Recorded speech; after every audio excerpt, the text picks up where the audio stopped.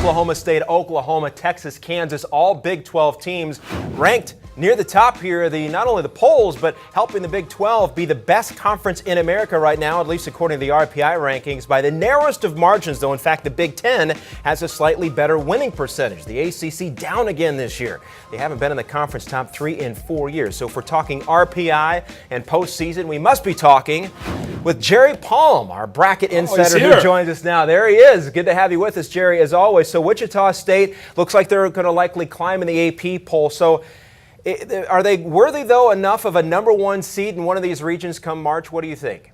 Well, yes, if they can, especially if they run the table. I mean, if you're undefeated at the end of the regular season, you've got to be a number 1 seed. It almost doesn't matter what conference you're in, what league you're in. But Wichita State is in a pretty decent league in the Missouri Valley, although the thing that they're lacking this year in that league is a strong number 2. Now that Creighton left and has joined the Big East, Wichita State's number 2 right now is Indiana State, and that's a nice team that probably isn't going to make the NCAA tournament as an at-large, though. So Wichita State has got to dominate, go all the way through. No losses for sure gets them a number 1 seed. 1 loss, maybe. It depends on who they lose to and what the competition is for that top line.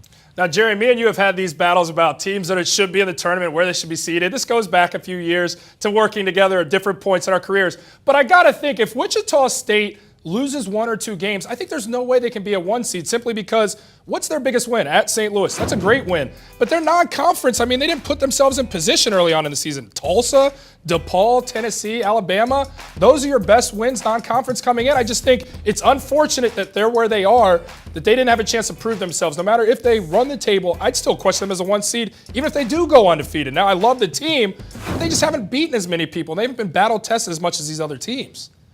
Well, I understand that, and they've had a little bit of bad luck. Tennessee was a preseason top 25 team that hasn't lived up to that billing, and maybe if they were, Wichita State wouldn't have beat them. I don't know, but Wichita State, undefeated is so hard to do.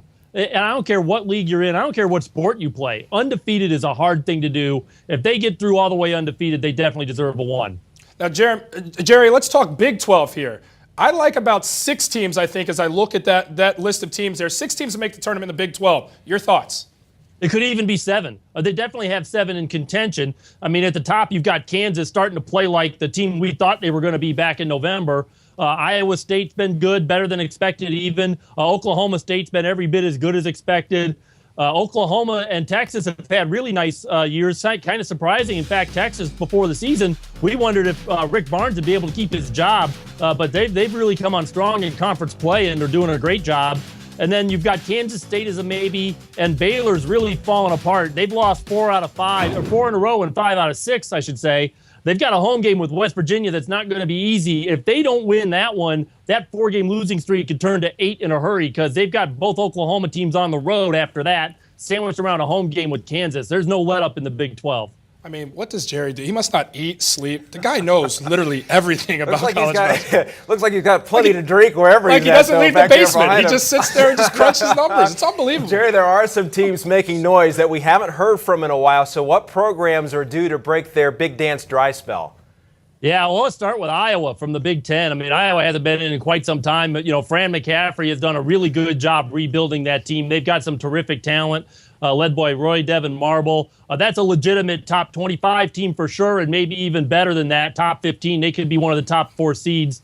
Also having a rebound year, UMass, who hasn't really been all that relevant since John Calipari left. They're back on top of the A-10. They've had a terrific year with only 2 losses so far, and they look like the favorite in that league and would have to fall apart to miss the tournament at this point.